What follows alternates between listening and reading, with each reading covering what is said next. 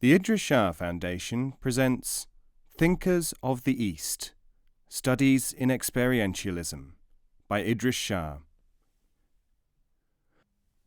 First published 1971, published in this edition 2016. Narrated by David Ault. Preface. The rights that others have over you, remember them. The rights that you have over others, forget them. Sayyidina Ali. Until, as it were, yesterday, it would have been impossible to publish this book, in spite of the fact that the materials which it contains have been an organic part of Eastern practical philosophy study for countless centuries.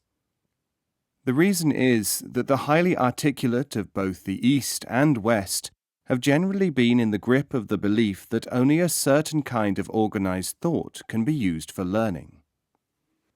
The fact is, however, that all the precedents, all the books, all the traditions which have produced the great thinkers of the past in the Orient show almost no trace of what is today believed to be organization. If you were to ask a traditional Eastern sage for his system, he would look at you as a modern physician would if you asked for his panacea for all ills. He might invite you to apply to a seller of nostrums on a fairground. He would certainly diagnose you as a primitive who had still to learn the first lesson about knowledge. Any inspection of the specialist literature on Eastern thinkers and their schools will show the ludicrous situations that the materials available have been more and more closely examined, more and more carefully arranged, in an increasingly mechanical form, not unaccompanied by puzzled mutterings, and the products have become less and less. This fact has been succinctly put by those who remark that scholars desire to study mystics, but mystics never need to study scholars. Fortunately, in places and in circles which have escaped the modishness of a demand for oversimplification or rigid system, where it has been realized that the essential need is to seek, preserve, and transmit knowledge,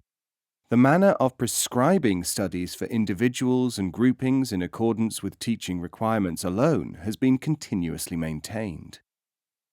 With the current dying out of the least useful type of arid-minded pedants, who have succeeded only in giving scholasticism its undeservedly bad odor, the pendulum is swinging back.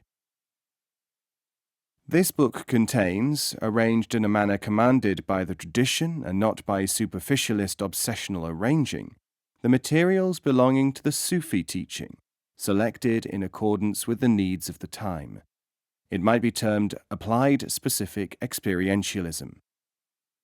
The very widespread welcome of earlier volumes of similar material from both academic and other circles indicates that there is a taste for it, and perhaps a use. Idries Shah. Subjects dealt with in Thinkers of the East: systems of study, the Sufi secret, problem-solving by nonlinear thinking, methods of choosing disciples, special groupings for inner study, use and abuse of literature, different realms of thought, reasons for dismissing students, the role of higher teaching, various types of teachers, the teacher of the age, clearing false assumptions, paradoxical behavior, wonders and miracles, special training, riches and poverty, acquiring objectivity, how people learn through parallel training, testing would-be seekers, books and ceremonials, special invocatory formulae, the way to study the lives of former sages, reasons for so many different outward forms of teaching, distinguishing imitators from real instructors, comparisons between various dimensions of knowledge, observing basic motivations, teaching by demonstration, determining the common denominator in study, illustrations of the inward state, knowledge distinguished from opinion, self-observation, why analogies are employed, parable of the work of the people called the designers, indirect learning system, means employed to convey equivalent thought, examples of illustrative acting, effects of attending mystical ceremonies, being useful in reality not in appearance, reasons for selling knowledge, how disciples learn from specially constructed procedures, the effects of emotion and intellect on studies, astrological investigations, implanted suggestions, how higher thinkers affect events, instructional interchanges in mystical schools, making effective use of negative characteristics, the inner significance of outward service, alteration of expectancy, the creating of an air of mystery, the publication of nonsensical literature, materials projected in accordance with the possibilities of the occasion, illustrating false impressions, anger, keeping methods and aims in alignment,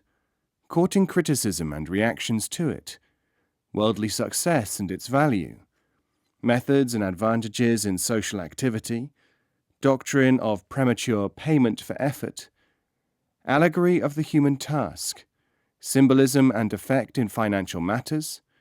legends of the spread of the teaching, the reality of which man is an allegory, the degree of capacity to perceive secret teachings, learning by words and by signs, supersession of outward systems of teaching, the storing and transmitting of subtle communications, correcting incapacitating attitudes, disguised operations, the need to digest materials at a certain rate, allegory of the techniques of teachership, real and imagined desire.